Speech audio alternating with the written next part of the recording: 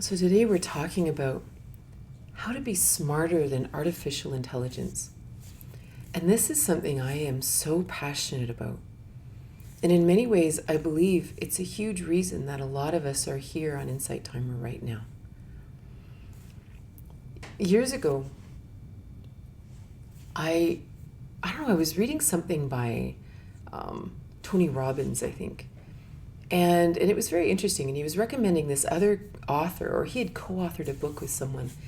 And the book was called The Singularity.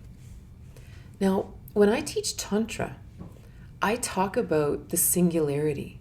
But I defined the singularity as God space. Whatever you understand that to be. If you imagine there's duality here, you and me and the computer and me and the dog and the bone or whatever, right? This is duality, that we're experiencing each other. But then there's also the singularity that we also exist in. Whether it's the quantum field, God consciousness, the universal galaxy, whatever we want to call it, there's something magical about the singularity. The singularity is where we come to when the masculine and feminine come together. And I'm not talking about gender, but when those polarities come together, magic happens. We enter the bliss state. So the singularity that I understand is a bliss state. Well, this other author that Tony Robbins had talked about had written a book called The Singularity. I was so excited. I was like, oh my gosh, someone's written a book about this thing that I'm so fascinated by. So I ordered the book on Amazon, plus a few more books by this guy, because I thought, I found another teacher that I want to really learn from, and I'm so excited. And I get this book, because I had no idea that what they were calling the singularity was the moment that artificial intelligence surpassed the human. And I have to tell you that I was sick inside.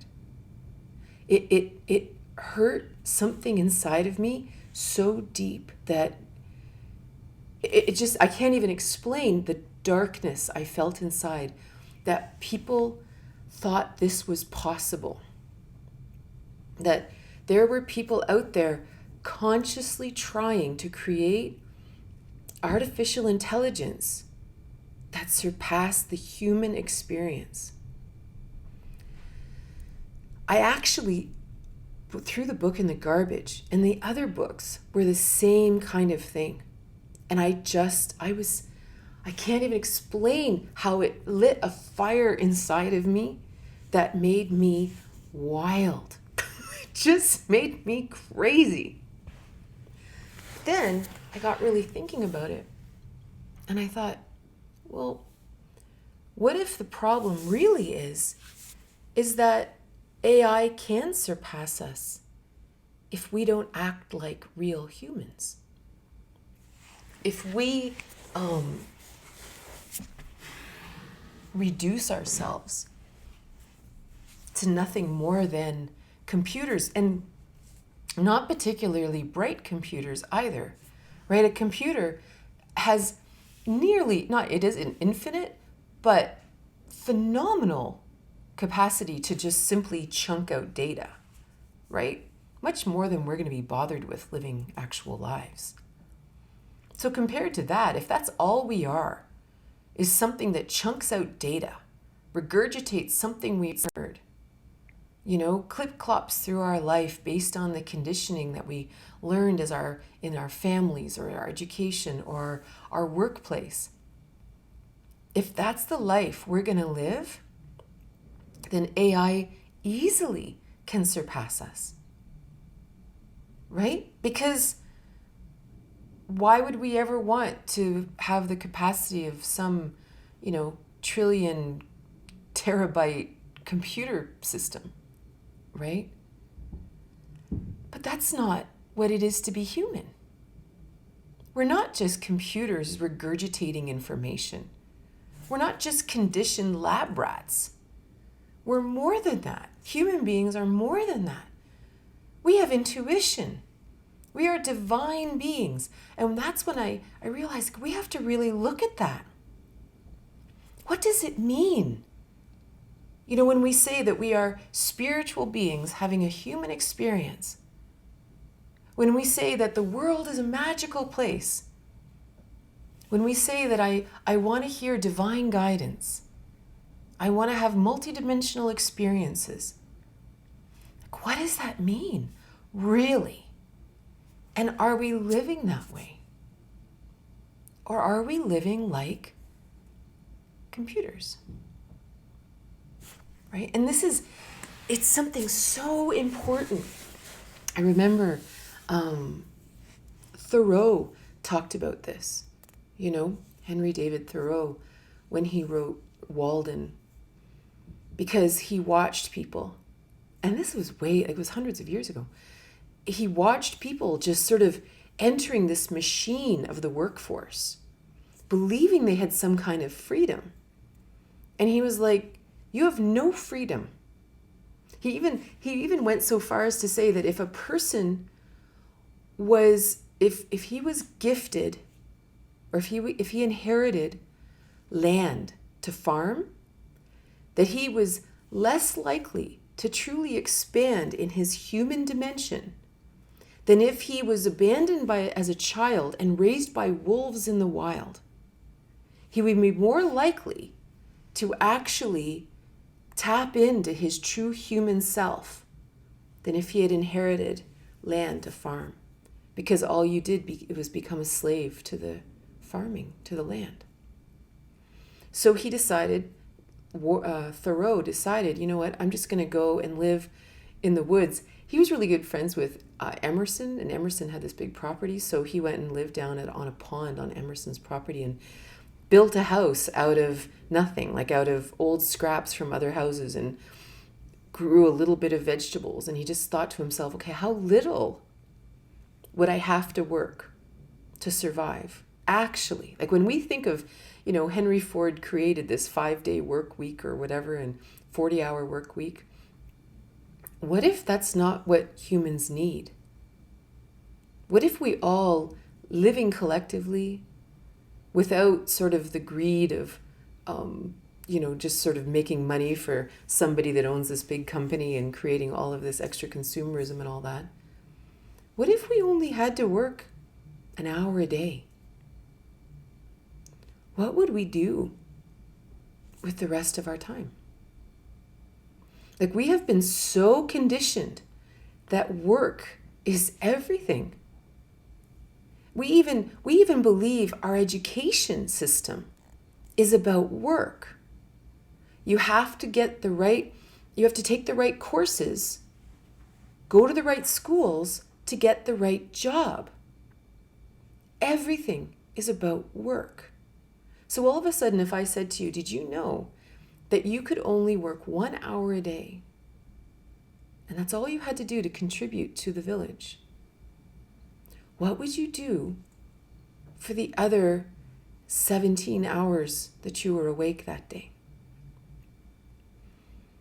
Would we sit and watch Netflix? Would we scroll on Facebook? Like, we've actually lost the connection to our creative selves. We've lost the connection to the human ability to play, to explore, to create. And it's really an interesting thing, because those other aspects, the way we would spend those 17 waking, unstructured hours, that's what makes us human. That's what sets us apart from the computers. And we've lost touch with it. So it's really interesting to think about, how do we get that back? Right? Because unfortunately, the less we do that, the less we play, the less we release ourselves from the conditioning that we've been raised in, we actually start to devolve. That we don't evolve at all. We're going backwards. We have no unstructured time. And if we do, we spend it watching things that a computer algorithm is showing us. And don't get me wrong, I use social media and, I like to sit and watch TikTok and whatever, get a bit mad at myself sometimes that if I waste too much time on it. This isn't about throwing the baby out with the bathwater, but being really aware. Are we actually spending time as humans? Or are we nothing more than a computer chunking through the day, reacting to people in perfectly conditioned responses? That person, that parent, that father, that mother, that partner, that child, they know that if they say this, you will react in this way. They can guarantee it every time, like a computer. Just programmed in. How much time are we spending not being that? In Buddhism, in various, there's lots of different sects of Buddhism, but some of the practice of mindfulness in Buddhism is things like brush your teeth with the opposite hand. Do things in a different order than you normally do. Why? Why would the Buddhists tell us to brush your teeth with your opposite arm? Why would they do that? Well, our conditioned response is, because we have a lot of habits that we need to get out of these habits, and then we become kind of mindless and we just sort of TikTok through, and it's, again, we have a conditioned response. But what's really going on? So in Buddhism, they don't really believe in God, perhaps. And again, just to forget about the words. But there is the desire to connect with shunya, Zen, air quote, nothingness. In many ways, the singularity that I call it. The unlimited potential of life. Right? How do we do that? By breaking out of the conditioning that separates us from that. Right? By actually,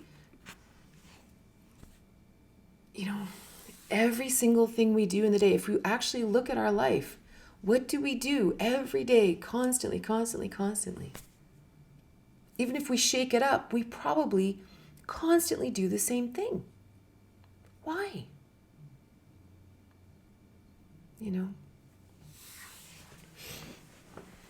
So one of the places that we can really look at is how often in our life do we actually reduce ourselves to not only just a 3-dimensional being, but a 2-dimensional being. Right? This goes along with this de-evolving, right? That one of the things that makes us human, makes us interesting, or makes us divine, or that activates the upper chakras is that we live in a multi-dimensional world. Beyond 3 dimensions, 4 dimensions, 12 dimensions. AI can't touch that. AI can't really touch 3 dimensions. It can do 2 dimensions probably.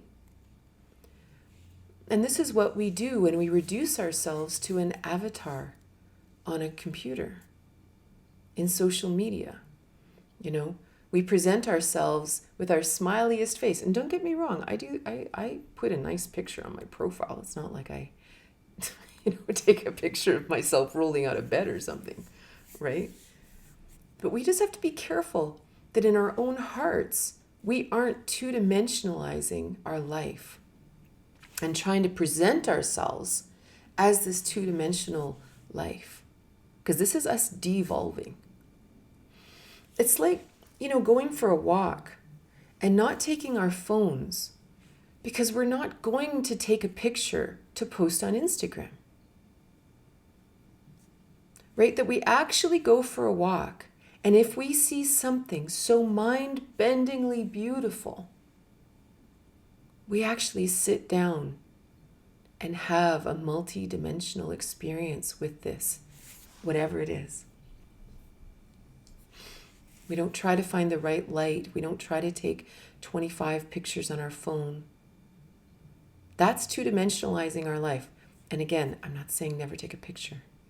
I'm just saying sometimes if we get too attached to our Instagram or our Facebook or whatever it is you use, we literally walk through our life looking for ways to replicate it in 2 dimensions. And even we start missing the 3rd dimension, let alone the 4th dimension or the 5th dimension. Right? We're not hearing the birds singing in this beautiful picture. We're not smelling the earth. We're not realizing how relaxed we are. We're not allowing ourselves to have thoughts and new ideas. You know, the idea of mind bending.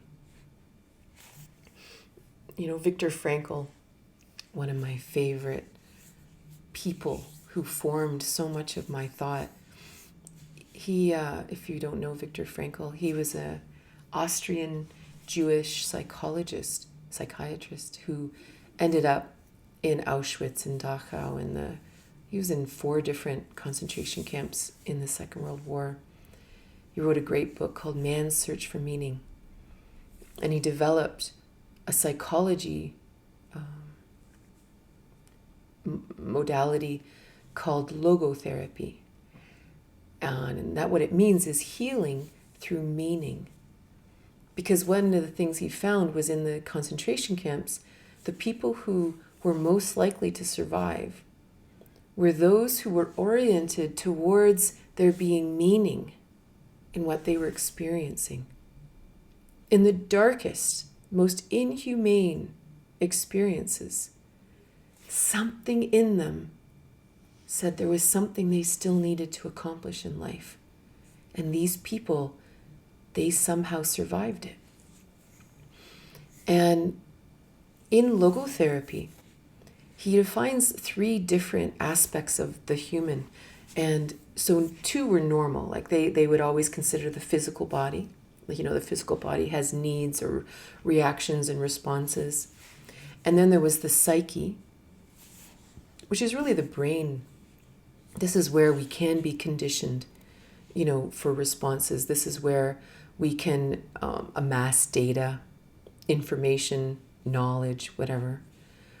But then he had this next part, and he called it the nous, which meant mind. And from there, he called it the Noetic Dimension, Noetic. This is the Noetic Dimension of man. And some people also call it the spiritual dimension, but he didn't want it to sound religious. He said it's not religious. It's something that transcends us, or transcends even that. And what's interesting is some people call it the mind, that the psyche is like the brain, but the Noetic dimension is the mind. And in a lot of ancient Chinese teachings, the mind and the heart are actually one. And they're very separate from the brain. Because in the mind, we have wisdom. In the mind, we know things. In the mind, we have conscience. We have integrity. We have humor. We can love. We can feel human connection. We can be empathic. None of this is in the psyche, right? They consider it to be part of the mind. And so what's funny is, we go back to our scenario where we're going for a walk and we have some experience that is mind-bending, right? Truthfully, I think they're referring to the brain, that it's breaking the brain and we're having to actually experience it with something else.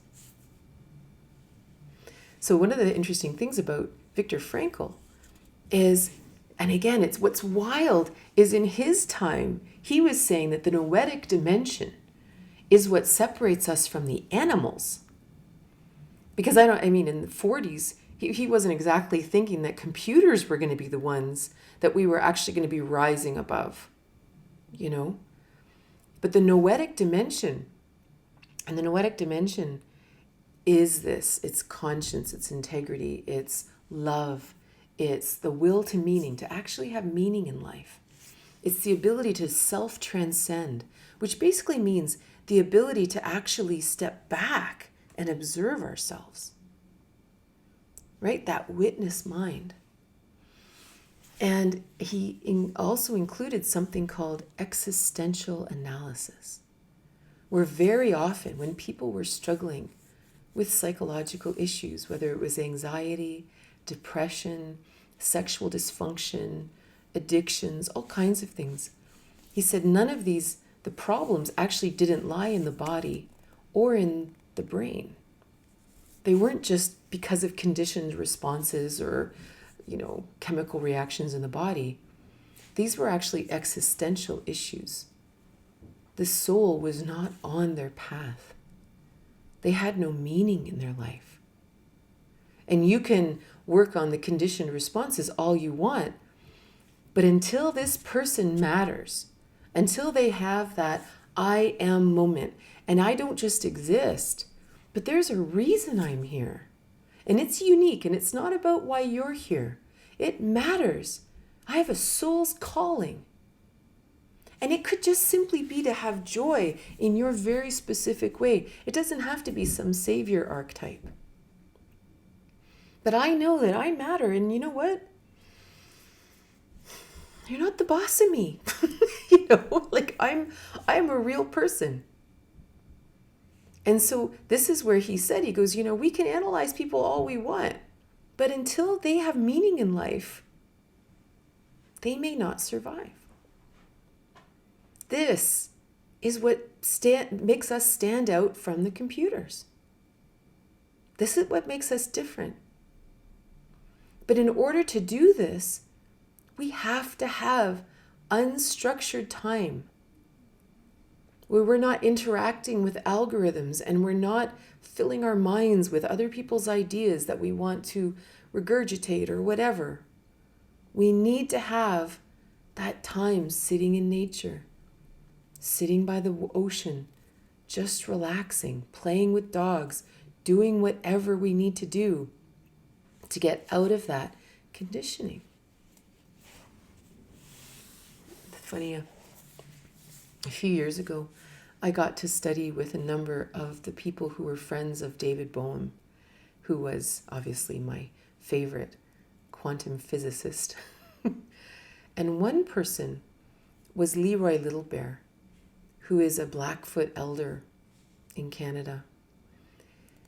And he was so interesting. We got to be on a Zoom call, and he was talking about, and he was very good friends with David Bohm, and they used to talk a lot about blending native spirituality and native science with quantum physics.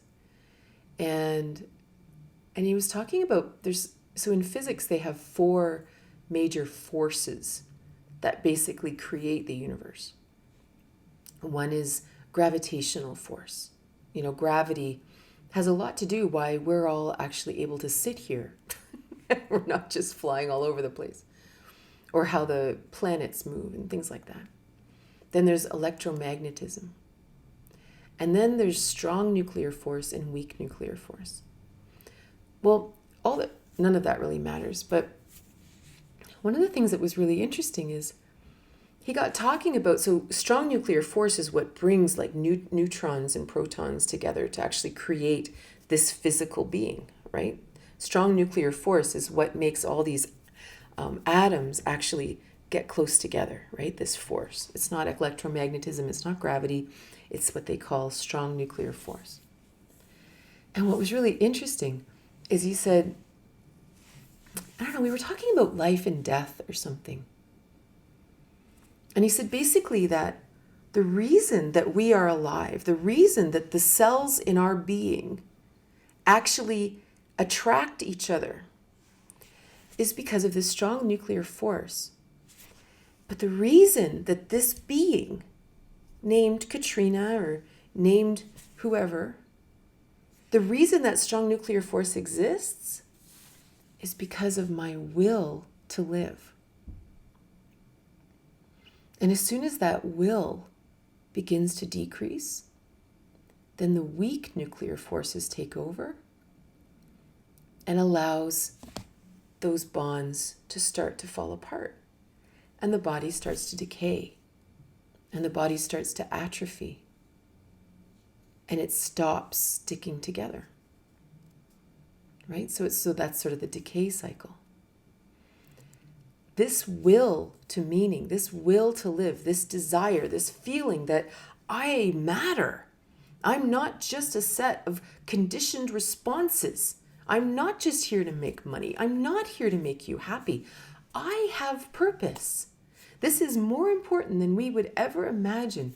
This is literally the core of the strong nuclear force that keeps our cells active and alive and makes us exist on the planet. Right? So if you imagine all of us here right now, for some reason there is a soul, an entity, whatever we are, whoever we are, that will to be here on planet Earth has caused this strong nuclear force to bring these elements from the quantum field together to create this being. And we don't have to explain it. Right? We don't have to be able to describe it with our brains.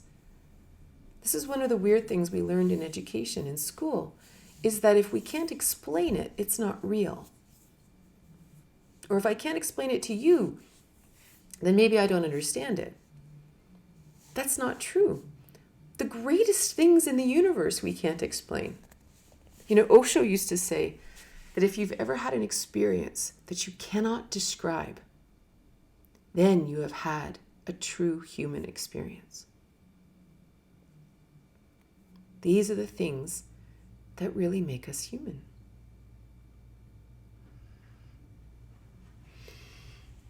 You know, I have this fascination with satya,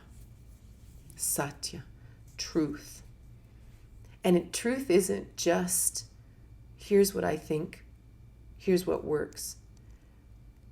Truth connects us to that shunya, that singularity, that truth on the planet, right? The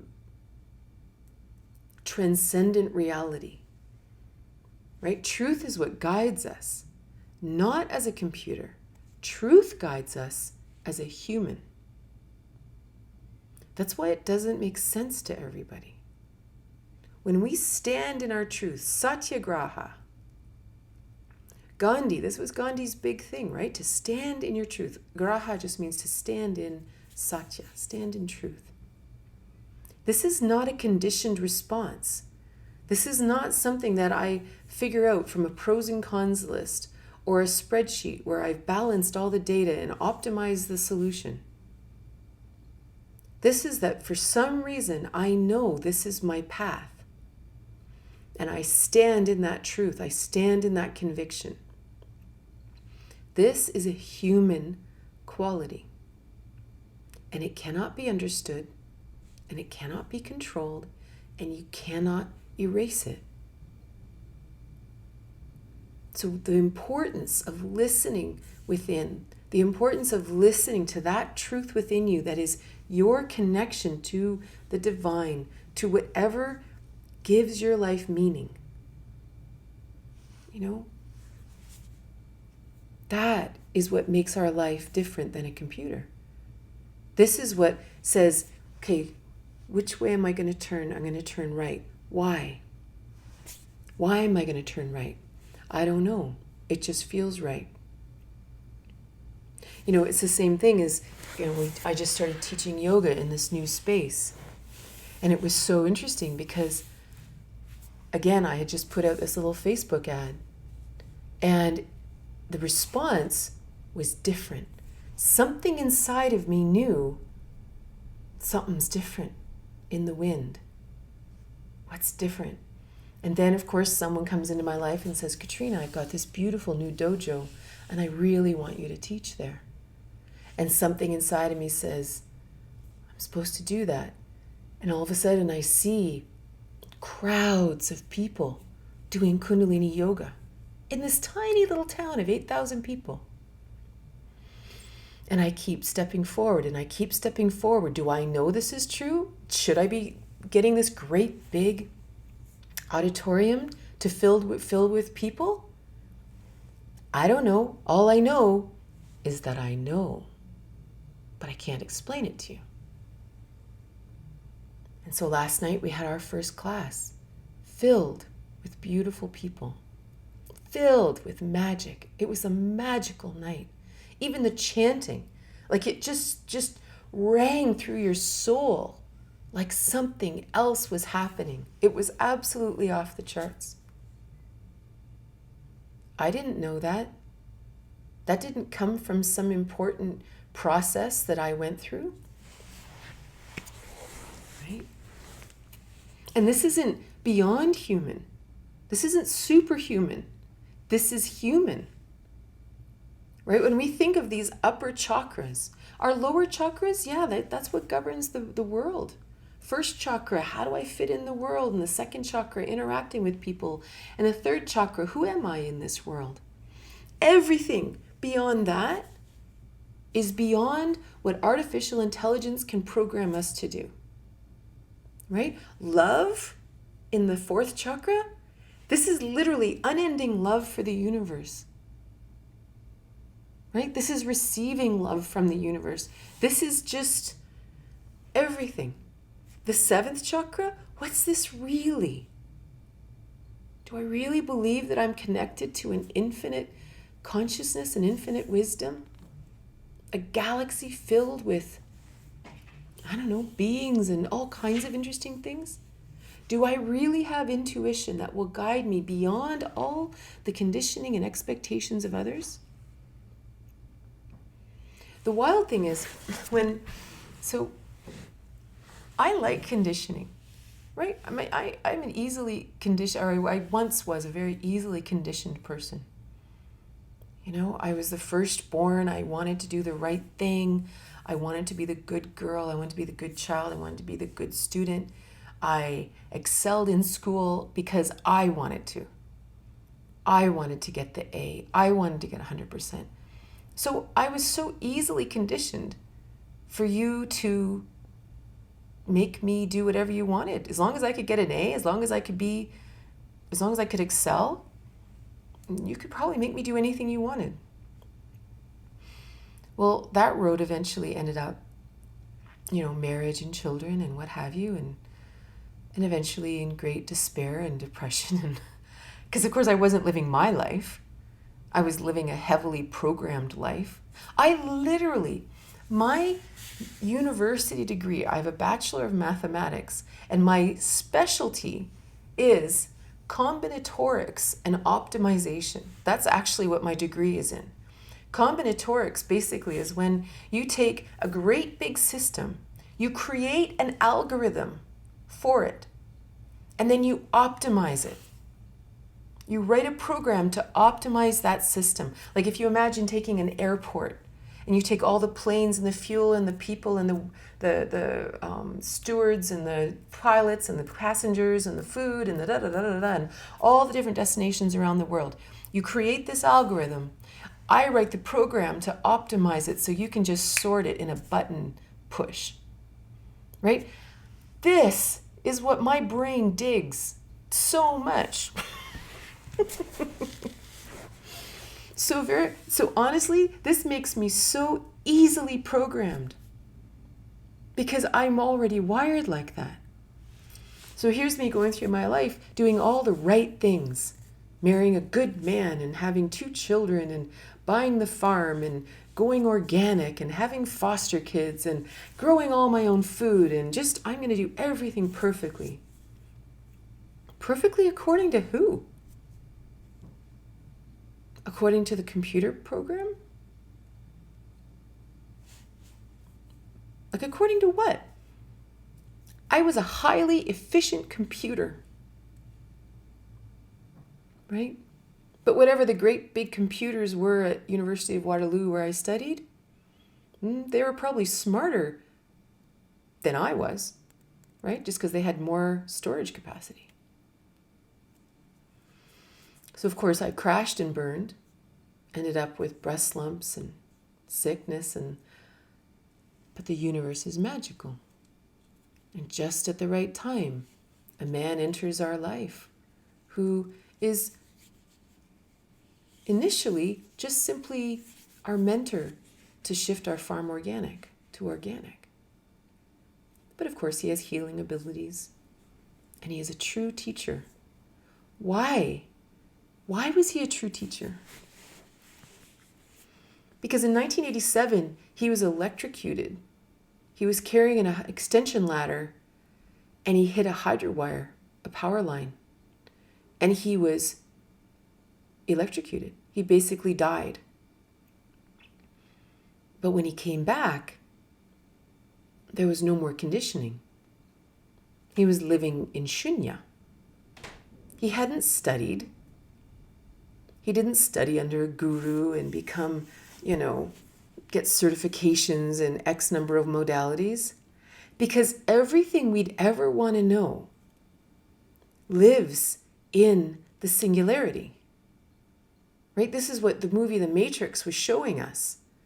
They showed it in that, the scene where she needs to be able to fly a helicopter and she radios up to Tank and says, I need to be able to fly a helicopter, and bam, the program's downloaded into her and now she can fly a helicopter.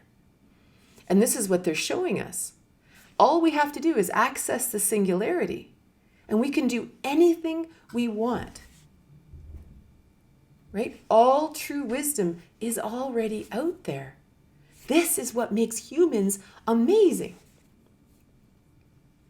And that's what Jim had. He had it shocked out of him. And all he had was all the wisdom of the universe at his fingertips. Because the conditioning was gone. There's nothing for any of us to learn. It's all inside of us if we can get rid of the conditioning. So the wild thing is, a lot of my journey to heal was to release the conditioning, which is why Jim always said to me, you have got to learn to shut off your brain. Your brain is what keeps you back. And so, which was impossible. But luckily, when you're afraid of dying, my mom had just died of breast cancer 4 years before that, and her mom and all that. So I was suitably afraid. So I was willing to try something different. And eventually I could turn my brain off. And as soon as I could turn my brain off, I could hear other little nigglings, that said, call this person. And of course my brain wants to jump in and say, why? That doesn't make any sense. You already talked to them. That's ridiculous. But that little voice, and this is where we start to connect with Satya. We start to connect with something else other than our brain, other than the conditioning that we've been given. And then you start to do those things. And then all of a sudden something different happens. All of a sudden something really cool happens. All of a sudden what we would call miracles start to happen because they don't make any sense. A miracle is simply something that is not explainable by science or what we've already understood. Of course, historically they would say, oh, well, it was from a divine source or something like that. Yeah, the singularity, shunya, God, consciousness, the quantum field, however you want to say it, it does come from there. And the hilarious thing is my life changed almost instantly, not instantly, over the course of the healing journey over a number of months or whatever. And after that, that little voice would say something, and I might have argued with it a little bit, but I still knew what it said, and eventually I would follow it.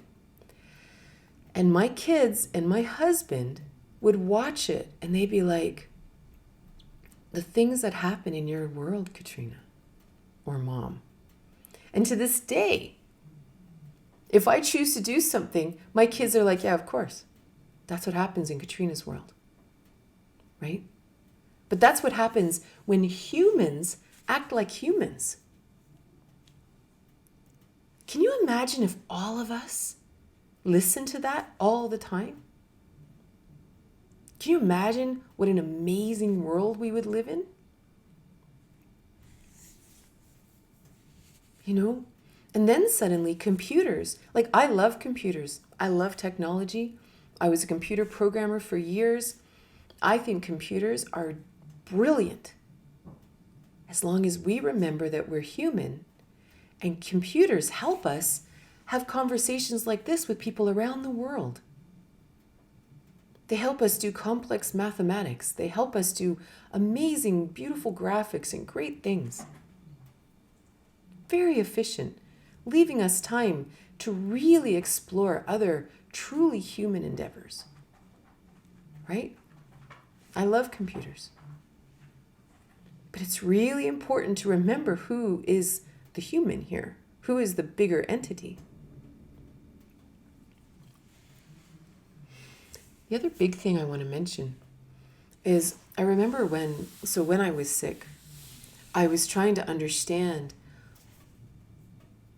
why some people heal and why some people don't. This is actually what I researched after when I started writing my book, What If You Could Skip the Cancer? And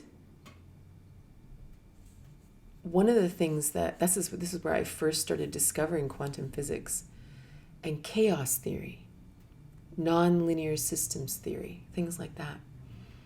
Because our medical world and the science that we understand doesn't actually map the human experience.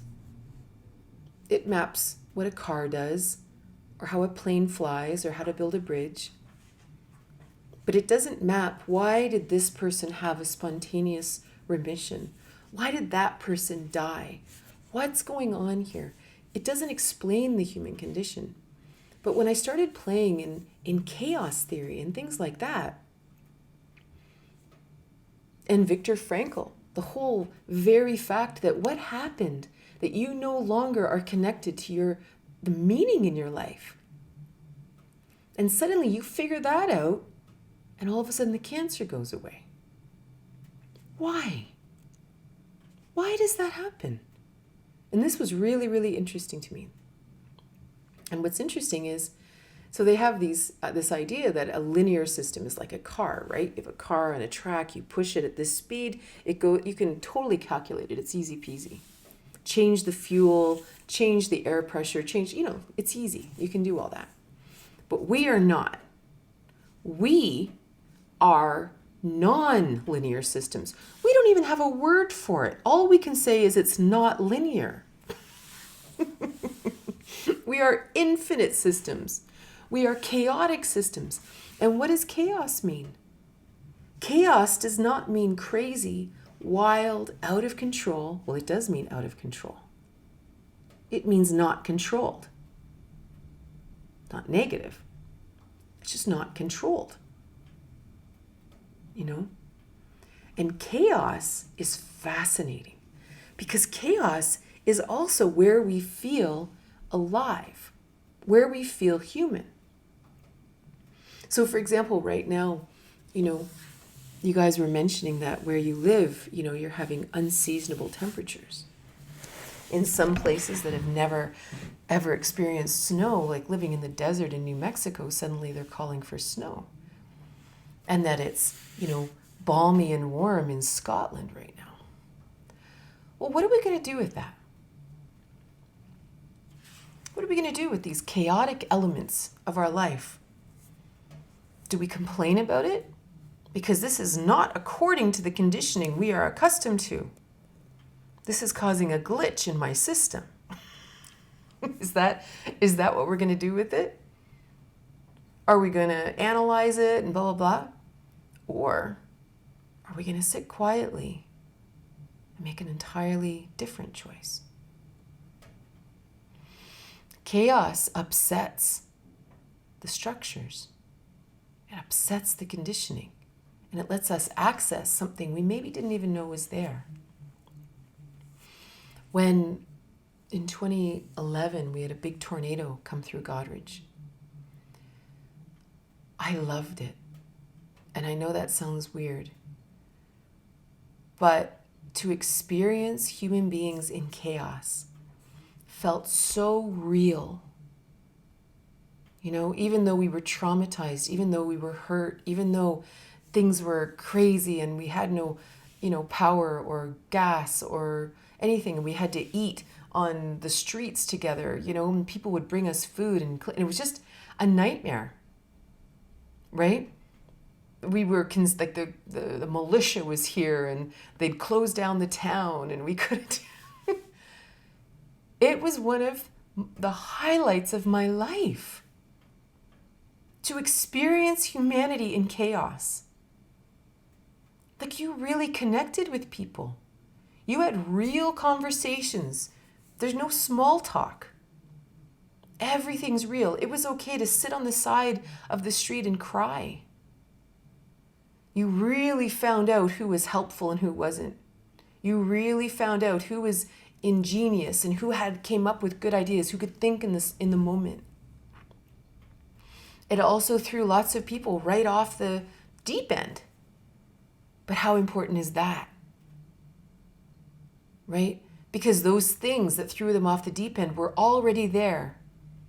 They were just quietly eating away at their soul from the back end. And now they were all on the front lawn. The power of chaos is incredible. And this is something that computers cannot replicate. So they'll even do something like they create random number generators, because they try to replicate chaos, because they understand that sometimes this is needed. But of course they can't do it. They still have to write a program to do it, but they can't do it. It's not possible. A computer cannot create chaos. And the wild thing is, even what they call chaos isn't chaos, because it's fake chaos. Right?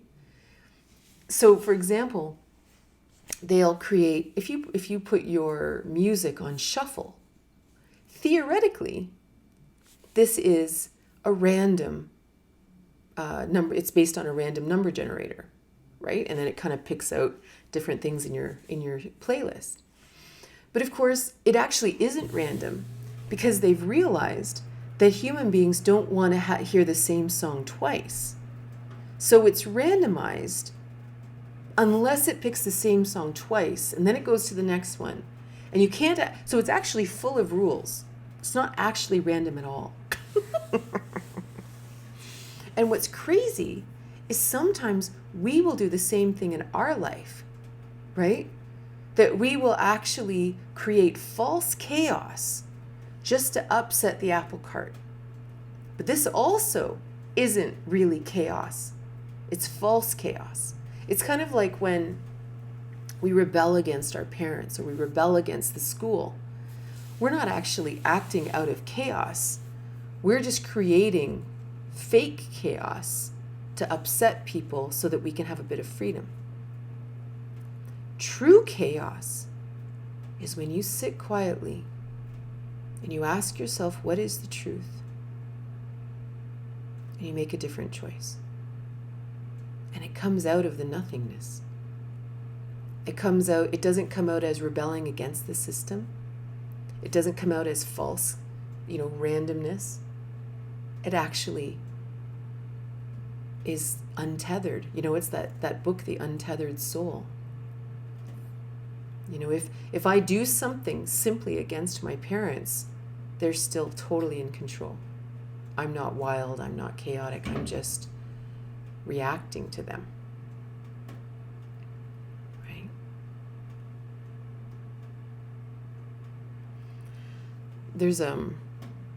I saw this video by Jordan Peterson all about something called Chat GPT. And apparently it's this artificial intelligence program that you can just say, I want a 3,000 word essay that is written in the spirit of Taoism, cross-referenced with the King James Bible and all this stuff. And it'll create this essay that is grammatically perfect and sounds very intelligent, because of course it's just based in reams and reams and reams of essays and books that have already been written. So it's very easy to sound intelligent when someone just regurgitates a bunch of stuff that other people have said, right? It's not very interesting, really. And it was really interesting watching it, because of course he's sort of talking about it like, it's a real doomsday thing. And this is nothing about Jordan Peterson. It's just, this is my response to what he was saying. Because the response is kind of like, oh my God, they're really taking over. Like the essays that I see online, they were probably written by a computer. Right? There's this sort of panic that ensues. But to me, what's interesting about that is it asks us to step back and say, okay, so what if everything I read on the internet or in a book, because you figure people could write entire books with this thing, right? And sound very intelligent. And I'm sure people are going to do it. I have no doubt that there are going to be huge books written by this chat, because the thing can write, some 3,000 word essay in 3 seconds. So people are going to jump on that. But what's really interesting is, what it does is it drives us into our true human state. Because artificial intelligence cannot replicate true human wisdom. What is human wisdom? Not intelligence, not the accumulation of knowledge. What is wisdom? The interesting thing about wisdom is a combination of life experience, truth, connection to the void, compassion, love, integrity, like all these things that Viktor Frankl described in his Noetic Dimension of the human. When you sit with a wise person, you're not waiting for them to repeat something they read in a book. They will not repeat something that could have been generated by the chat GPT. True wisdom doesn't come from there. True wisdom is when you're sitting there. Like, it was funny when I was in this class with Leroy Little Bear, who I mentioned earlier. He had said something. Oh, that's what it was. We were talking about how the difference between structure and chaos, and how in science, in classical science, the belief was that the world was structured, but the human being was chaotic. So if we could just create enough math and science to actually map the order of the universe, we would feel safe. If we would delete the chaos in the human, then we would be fine. Whereas in the native ideas, their assumption is that the world is made of chaos and mystery, because we are made of spirit. And so then they do regular rituals at a certain time every year to create a structure to allow for the perpetual renewal experience of being human within this chaos. Right? And so I'm listening to this and I'm like thinking, oh my God, I've done the same thing with my spiritual life. Right? Because it was all at the beginning of the whole COVID experience, and I was really having existential crises about what was going on. And I realized, so I put my hand up and he listened to my question. I was so lucky. And I just said, I feel like I'm doing the same thing with my spirituality. That I'm looking for this ordered God or something. I'm looking for this ordered answer in the universe, but not allowing the very basis of our life to be chaos and learning to swim in that or something. I don't know exactly what my question is. So here, Leroy Little Bear sits there and he kind of thinks for a minute. Then he came in from the side and started talking about strong nuclear forces and how they're connected with our will to live. That was his answer to this question I had about structure and chaos and spirituality and physics. And it was exactly what I needed to hear, even though it didn't directly answer the question. Right? He answered it from a wise place, from a deeper place. He waited, and something rose up to respond to my soul's question. That's wisdom. Right? Why do we sit at the foot of gurus? Why did we do that? I think it's the time of gurus is over, but because they're not caught in the conditioning that we are caught in. So we'll ask them a question, but they won't give the conditioned response. They don't even know that there is conditioning anymore. Because this is the crazy thing, is that as we release the conditioning, it's not like we even know it's there. We have, after a time, you forget that it even exists. You forget that there even was a box. You're not outside the box. You don't know there is a box. And the last thing I want to mention is another big teaching of Viktor Frankl was he used to talk about, again, this noogenic or noetic dimension of living. Had a lot to do with the tension in our life between who we are right now and this meaning in life that's sort of out here. This thing that I want to accomplish. I want to do this thing. And it could be small. It could be something that you simply know that you're meant to live a different way, or you might simply even have a funny goal that doesn't go away. You know, it could be running a marathon, or it could be, you know, taking a cooking class. It could be anything. It doesn't matter. It doesn't have to be big and interesting, right? But for some reason, you're not doing it. So there's a distance between me now and this soul's calling that's out here. And he said the tension between where I am now and this meaning in life, this thing that's being called, that's calling me, that is the tension of life. And it is so important that we feel this energy that makes us alive. Computers aren't doing that. Like, this is the human experience. You know, comfort is not the goal. The goal is this tension in life between ourselves and this soul's calling that we want to follow, the North Star that we want to keep inching towards all the time. I'm going to put my glasses on, if I can find them. And if you have any questions, I'd be happy to answer them. How did I learn to switch off my brain? That's a fantastic question. There were many, many ways, and I actually can't remember because, again, I was working with someone who spoke from a wisdom place.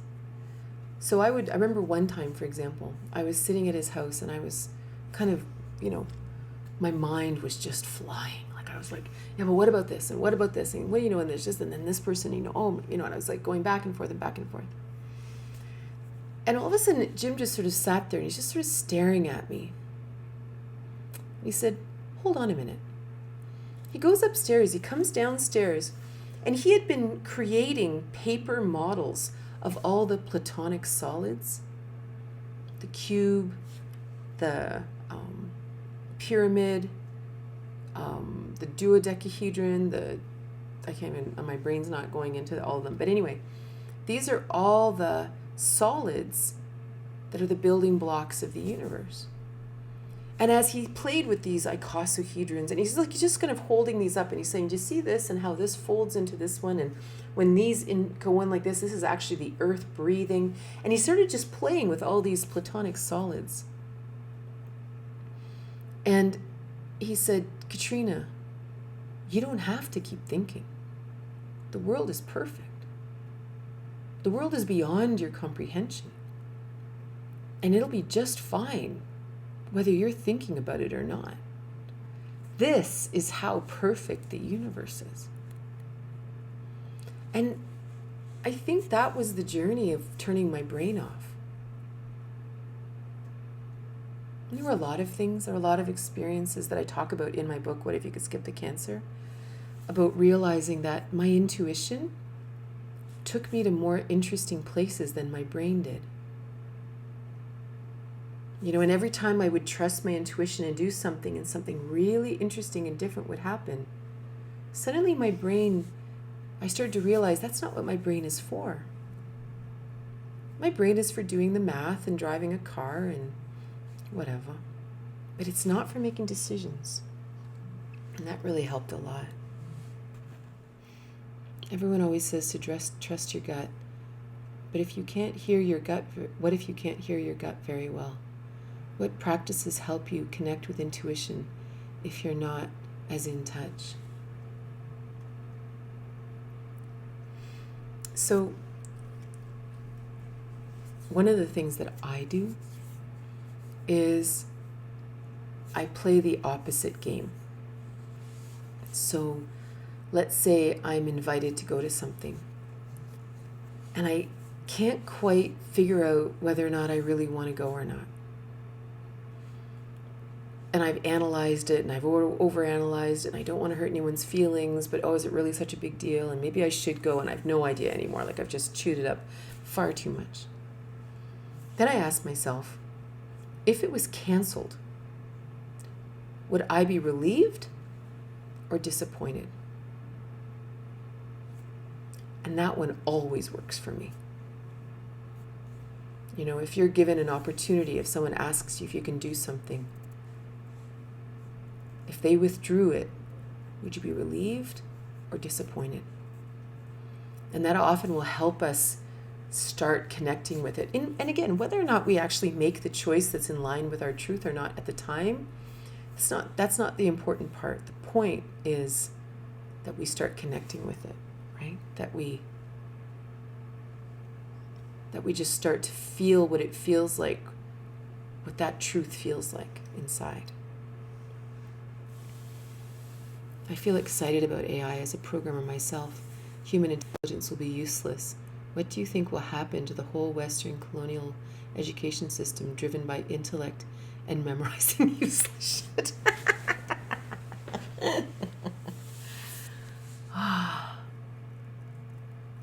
Personally, I think it's falling. You know, I actually believe that our current education system is designed to fit people into a caste system that I believe exists all over the world. You know, do you belong in, are you to be a doctor or a lawyer or this? Are you to be a merchant? Are you to be this? Are you to be a manual worker? Are you to be this? And it's all just based in this curious ability to regurgitate nothing, right? And don't get me wrong, I love education. I love technology. I love all these things. I'm an education nut, right? But the way the education system is designed isn't actually to teach people. It's to categorize them based on your ability to regurgitate information. So it's a curious thing, right? It's not the people themselves, the children themselves are not humans. They're just the workers are being sorted. And I mean, that may sound really dark, and within that system, don't get me wrong, there's great people, who are teachers. Both my parents were teachers. But it's not child-oriented. It's not human-oriented. But I believe that those other schools that are more human-oriented are just simply going to organically rise everywhere, right? Where they actually say, you know, like for example, learning mathematics, right? I love math. I love math. The biggest challenge I've ever seen in math, and I used to tutor people in math when I used to own a train station that I'd renovated into a wellness center. So I used to have free tutoring after school because I knew so many kids were struggling with especially math. And so one of the things I saw so often was that in math, if you miss building blocks, right? If you're in grade 3 and you're learning this much math, grade 4 is based on everything you learned in grade 3. It's one of the few topics that we learn in education that actually, if you didn't learn your times tables in grade 3, you can't do division in grade 4. But unfortunately, because the whole system is really just about categorizing you, they don't actually stop and say, well, then you actually can't go on to learn division until you've mastered your times tables. You actually need to have 100% in grade 3 in order to do grade 4, because everything in grade 4 is based on 100% of what's in grade 3. And I genuinely believe this is a big reason why many, many, many people hate math, is because somewhere along the line, they had a bad experience with a teacher. They maybe only got 50% of grade 3. So then in grade 4, the most they could ever have is maybe 30%. And then all of a sudden, by the time they hit grade 7, they literally just feel stupid. But the only thing that happened was they never should have continued until they had 100%. And it doesn't make them less intelligent. It just means their mind is multidimensional and interesting, and they needed different ways of learning it. Right? So then all of a sudden, if you created a math program based on everybody learning everything all the way along, math would be easy. Right? So that would create an entirely different child-based system. You know? And I think it's happening. And I think it's happening in very genuine ways. I pulled my son out of school for a year and homeschooled him in grade 7 because he had just done the same. He had just fallen through all these cracks. And one day he just said, I was helping him with his homework, and he said, Mom, I'm just stupid. He said, just give up. And that was it. I just pulled him, right? For the past 20 years, meditation and quiet time has been used in schools. But for most of that time, it was kept for problem children. It's been kept quiet, right? And, and again, see, I believe in the human potential, right? I believe that as each one of us kind of wakes up to something and we make a little change in our life, a little change based on our personal humanity, there is a ripple effect that then allows for an organic change in the world. And those, I believe, are the real changes. It's not about creating a new system. It's about this very gentle, organic shift. It must have been 10 years ago.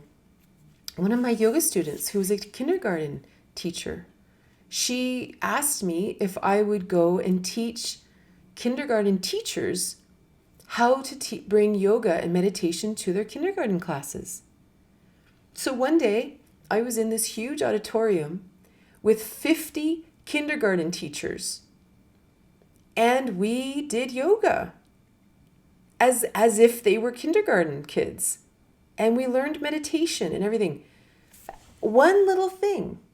10 years ago, 50 teachers, all in different schools, right? That is what's happening. And if we get really depressed about everything that's going on up there, we're going to get too depressed and we're going to lose our own sense of meaning. So when we really know that each one of us is a node, exactly like you say there, Susan, right? That we each Every one of us. All that matters is that we're acting from our soul. We're acting from that human place, and it'll just have this beautiful ripple effect, and then that one will activate, and then this will, and even on the outside, it might not look like much, but it is. You know, look at us. We're having a conversation. There's 184 people, and we're having this interesting conversation about what's really possible. And what's also really interesting is it's different in different countries. So Taylor, my daughter, she went to Finland for a year on exchange.